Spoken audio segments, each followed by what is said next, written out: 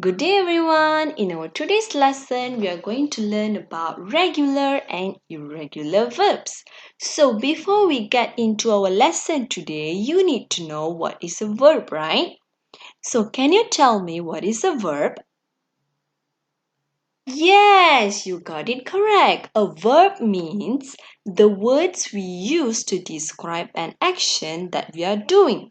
So for example, sleep, clean, sit, run. So those are the verbs, right? So when we look at the verbs in past tense form, we can categorize them into two, which are regular verbs or irregular verbs. Alright, let's look at regular verbs first. Regular verbs. The verbs that form past participle with D or ED and does not change its form. For example, the verb clean. If you take the verb clean, when we change it to the past tense, we will simply add ED at the back. Alright, so it will clean became cleaned in past tense. Alright, so the verb does not change its form means the word clean remain the same in the past tense form and we only add ed at the back. Here we have three groups in regular verbs. So the first group we add ed at the back of the verbs to make it in past tense form. For example, watch, watched, clean, cleaned, start, started, learn, learned, arrive, arrived. So if you look here, all the verbs here I've added ed at the back to make it in past tense form. So those are the verbs in regular verbs category. Alright, now let's look at the second group here. Alright, the verb ending with y, replace it with I and add ed. So let's look at the example here. We take the verb cry.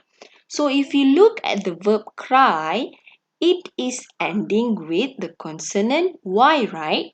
So what we have to do is we replace the consonant y with I and we add ed at the back to make it in past tense form.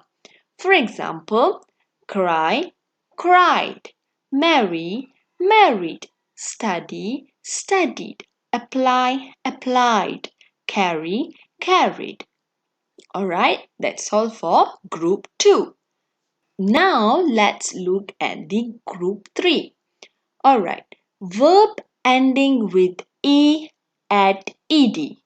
Alright, if you look at the group 3, all the verbs here are ending with the vowel e. Alright, if it's ending with the vowel e, we have to add d only to make it in past tense form. For example, the word hate. The verb hate is ending with the vowel e, right?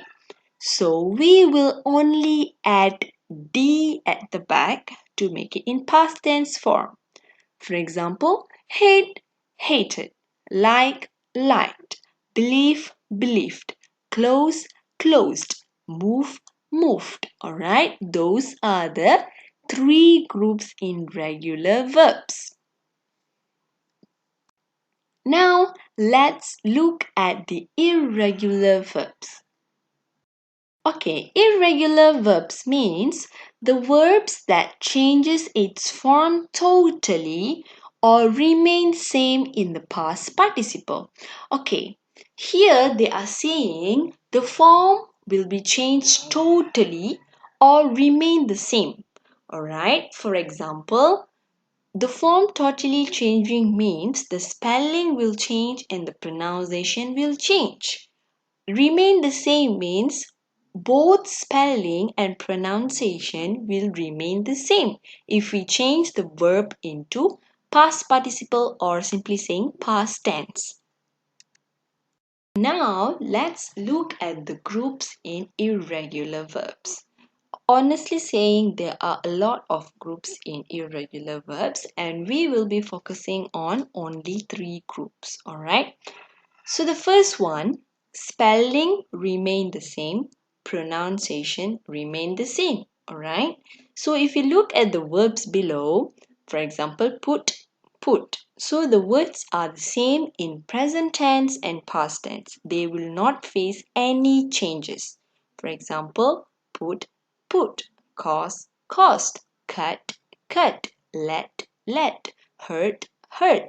So the verbs remain the same in both present tense and past tense. So that's for the first group.